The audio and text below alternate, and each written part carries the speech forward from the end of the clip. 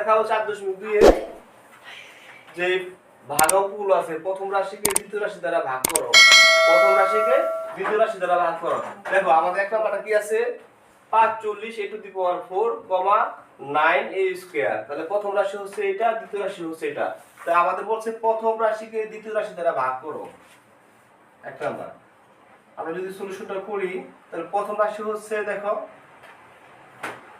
প্রশ্ন উত্তরে নেই 45 a টু দি পাওয়ার 4 কমা হচ্ছে 9 a স্কয়ার।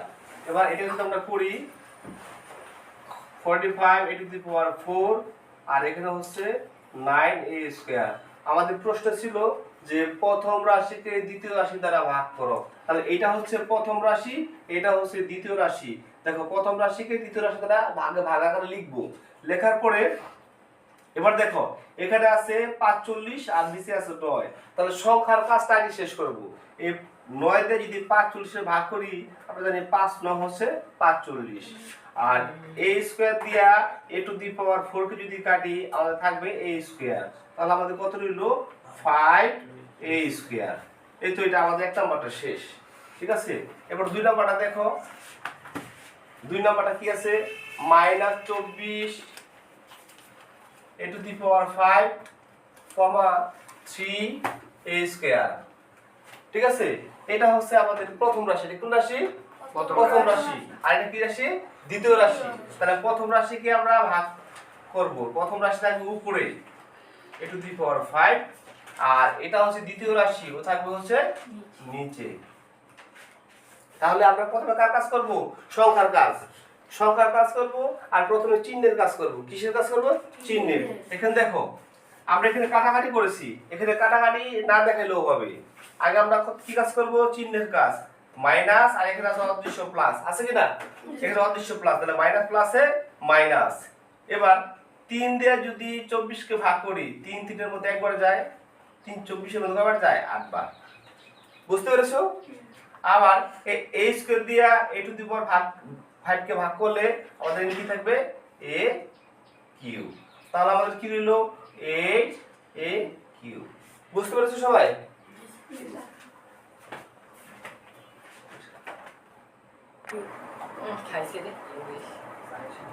এবার দেখো 3 নাম্বার আমাদের অঙ্কটা কি রয়েছে?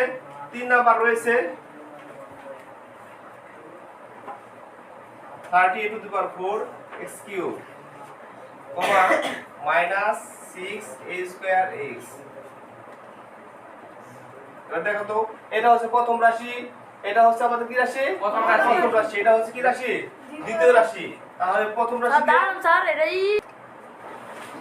এবার 3 নাম্বারটা দেখো 30 a to the power 4 x cube, এবার -6a square x। এটা হচ্ছে আমাদের প্রথম রাশি, এটা হচ্ছে দ্বিতীয় রাশি। এটা কি রাশি? প্রথম রাশি। তাহলে প্রথম রাশিকে দ্বিতীয় রাশি দ্বারা ভাগ করব। দেখো 30 a to the power 4 x cube, প্রথম রাশি এইটাকে দ্বিতীয় রাশি দ্বারা ভাগ করব -6a square x। এখন দেখো তো আমরা একটু ভেঙে করতে পারি। আজকে এই অঙ্কটা একটু ভেঙে করে দেখাই। যেমন তাহলে সংখ্যাকে ভাঙবো 30 by -6 into a to the power 4 by a square। ঠিক আছে, আর x কিউব বাই হচ্ছে x। বুঝতে পেরেছো? জাস্ট আলাদা করছি, সংখ্যাকে সংখ্যা দ্বারা ভাগাকার লিখছি, a to the power 4 K a square দ্বারা ভাগাকার লিখছি, x কিউব কে x দ্বারা ভাগাকার লিখছি। ঠিক আছে, এবার আমরা এখানে কি আছে বলো তো? 30 এর আগে অদৃশ্য প্লাস, প্লাস প্লাস মাইনাসে মাইনাস, প্লাস মাইনাস কি? মাইনাস। এবার 6 দিয়ে যদি 30 কে ভাগ করা কি হবে? 5 5 36।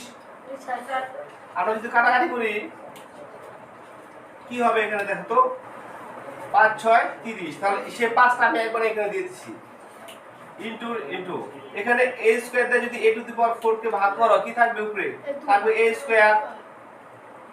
x দিয়ে যদি x কিউব কে ভাগ করে এখানে কি থাকবে? x square. তাহলে আমরা কি দেব? a square into x square. আমরা একটি লাইন বেশি করলাম এখানে জাস্ট। তাহলে হলো -5a স্কয়ার x স্কয়ার। আমরা এই লাইনটা অতিরিক্ত করেছি তোমাদের বোঝার সুবিধার্থে। বুঝতে পেরেছো? এবার 4 নাম্বার দেখো। 4 নাম্বার কি আছে আমাদের? 4 নাম্বার হচ্ছে -28 x to the power 4 y cube Z square, এটা হচ্ছে প্রথম রাশি আর এটা হচ্ছে দ্বিতীয় রাশি। আসো 28 x to the power 4 y cube z square, আর এখানে আছে 4 x y স্কয়ার z। এবার দেখো প্রথম রাশি হচ্ছে থাকবে উপরে আর দ্বিতীয় রাশি থাকবে নিচে। তাহলে প্রথম রাশি কোথায় রাখলাম? 28 x to the power 4 y cube z square, আর নিচে কি দেখো তো 4 x y স্কয়ার z। এবার আমরা যদি এই অঙ্কটির মধ্যে আলাদা করে লিখতে চাই, আলাদা করে লিখতে পারি। তাহলে আমরা লিখি -28/4 into x to the power 4 by x, এই x to the power 4 R x আলাদা করে লিখছি, into y cube আর নিচে আছে কত y স্কয়ার, উপরে আছে কি z স্কয়ার, নিচে ভাগ কত z। বুঝতে পেরেছো? এবার দেখো প্লাসে মাইনাস প্লাসে মাইনাস, আমরা চিহ্নটা আগে দিয়ে দিব, ঠিক আছে? এবার কাটাকাটি করে দেখো 4 4 এর মধ্যে একবার যায়, 4 28 এর মধ্যে কবার যায় 7 বার, x দিয়া x এর মধ্যে একবার যায়, x এখানে কবার যায় 3 বার, x কিউব, y স্কয়ার দিয়া y কিউব ভাগ করলে কি থাকবে y, z স্কয়ার দ্বারা z কে ভাগ করলে কি থাকবে z। তাহলে আমাদের কি হলো দেখো তো 7 x কিউব y z, এটা আমরা জাস্ট লিখে দেব 7 x কিউব y z। এই তো আমাদের এখানে অঙ্কটা শেষ।